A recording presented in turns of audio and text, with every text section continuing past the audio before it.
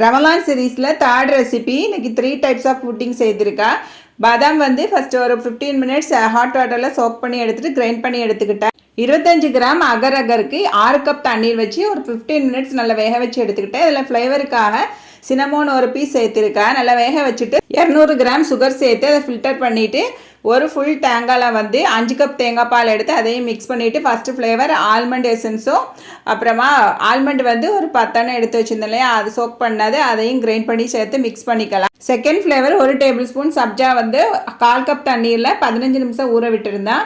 அதையும் சேர்த்துட்டு fresh cream சேர்த்து நல்லா மிக்ஸ் பண்ணிவிட்டு அதையும் அப்படியே வச்சுட்டேன். தேர்டு ஒன்று வந்து டேட்ஸ் வந்து கிரைண்ட் பண்ணி அதையும் சேர்த்துருக்கா. கொஞ்சம் சாக்லேட் பிஸ்கெட்ஸ் வந்து க்ரஷ் பண்ணி அதையும் டாப்பிங்காக சேர்த்துட்டு டெக்கரேட் பண்ணிக்கிட்டேன் கிவி வச்சு. இப்போ எல்லாமே ரெடி ஆகிடுச்சு. ரொம்ப டெலிஷியஸாக இருந்துச்சு. கண்டிப்பாக இந்த 3 ஃப்ளேவரும் நல்லாவே இருக்கும். ட்ரை பண்ணி பாருங்கள். தேங்க்யூ.